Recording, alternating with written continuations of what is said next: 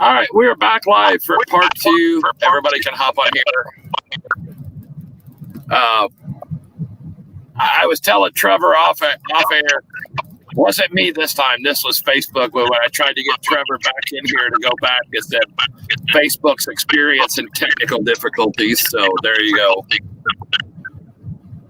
But so Trevor, we're going to get back and we'll go back to what I asked you. How has your season gone this year? I know you've had at least one second place run. Can you tell us about the rest of your season? Because I know the last time you were at Medford, you had a really good night there too as well. Yep. Yeah, I've had one second place run. I had a good string of about 10 or 11 races where we got straight top fives. This past weekend at the Rayburn and Melbourne Memorials, I had a pretty good weekend, especially in the heat races. And then we won the first heat race out in the Rayburn race. And then on the second one, we did last and drove up to third. So it was pretty good. It's been a pretty good season so far. Pretty happy with it. Yeah, and there was a lot of I don't know how to explain it. A lot of out of town drivers that have a very big history in the sport mods, like a Fred Ryland. Then you have your local hot shoes. So the Rayburn and the Melbourne was kind of a who's who in the sport mod field. So to do that well, that's awesome, right? Yeah, definitely. It was definitely awesome with the level of competition that was there. It was really cool. Yeah, really happy with it. Yeah, I remember watching. Like I said, we were out of town and at Watsonville, so I was watching on our stream.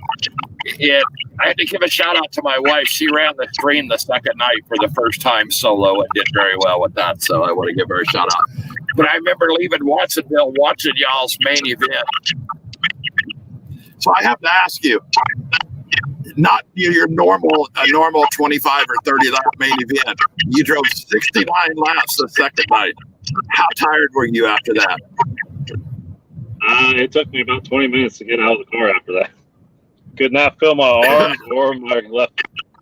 Could not feel them. They were numb. Yeah, I can only imagine. Yeah, we used to do a 50 lap at the Billy Geyer race down in Wairika.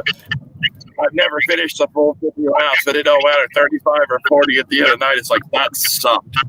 I'm fat, I'm out of shape, I'm not prepared for that. It didn't work. So I was just wondering if y'all experienced that too. Oh yeah. That was long and exhausting. I slept really good that night. So I'm going to ask you, and I know y'all all get together in the pits and talk afterwards. What about the other guys? How are they feeling after 69 laps? About the same way. Like my friend Jimmy Ford and them, they were pitted with us, and he was about the same way. It took him a while to get out of his car, and he got out, went, and sat down in his trailer for about an hour. Oh man, I give y'all all the credit to do 69 laps because I've heard those sport mods are probably not the friendliest to drive. I mean, I've never driven one, so I don't have any frame of reference to put to it.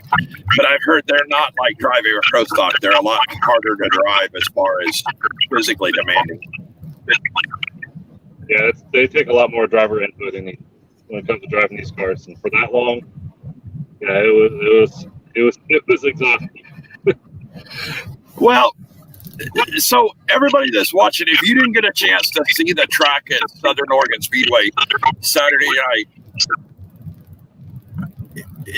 it was one of those nights where it blacked off really well. It was smooth, but you had to really be on top of your game not to lose it in the corners. I mean, you guys had to work at it to get it through there. It wasn't one of those hold the foot on the throttle and roll through the corners. It was a very technical track that second night for 69 laps. I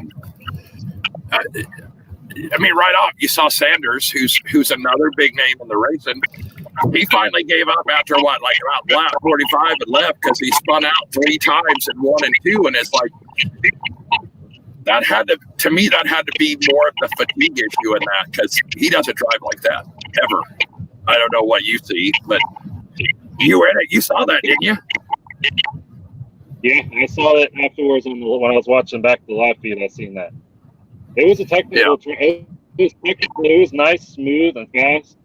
It was mostly a bottom line. I know a few guys like Sanders and them were trying the high lines, but mostly it was sticking to the tires at the bottom.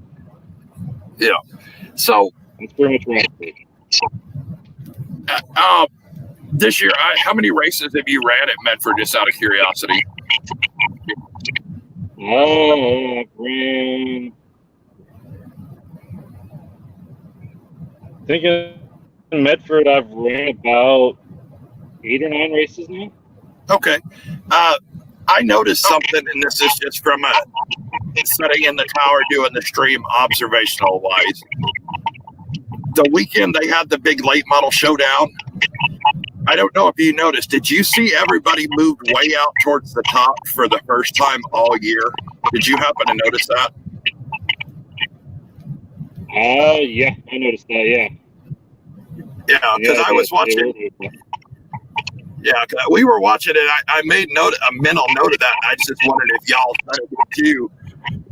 You saw Joey Tanner and Preston Lutman over there. They got way up high, rubbing that right rear quarter panel coming out of the corners.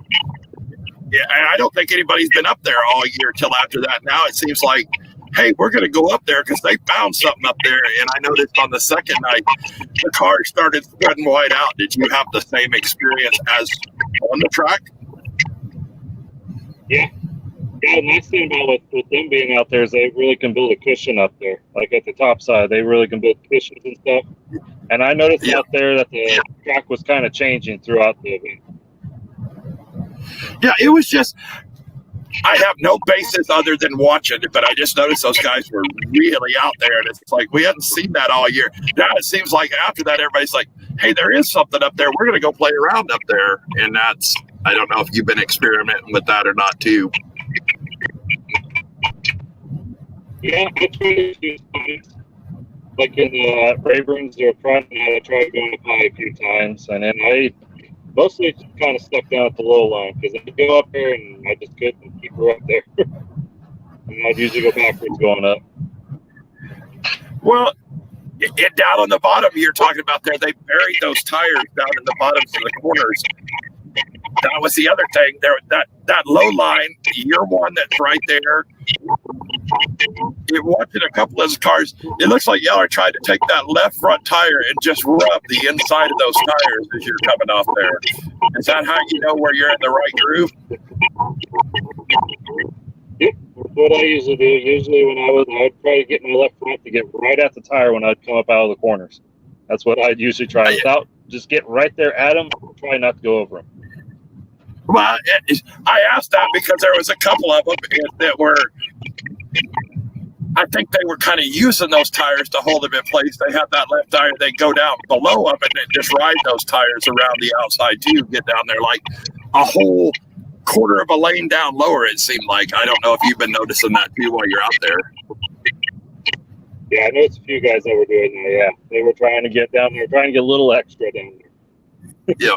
So where did you finish at points at Wairika this year? Wairika this year, I finished third.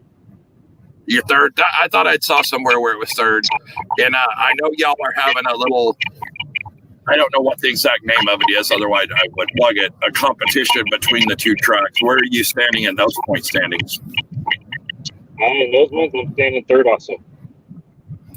So is it, I'm not assuming, but is it Ryan, Harry, Ethan, then you? Is that how it's stacking up? It's pretty much between the three of us right now. I've got, right now, Ethan's leading. So, and I noticed Jace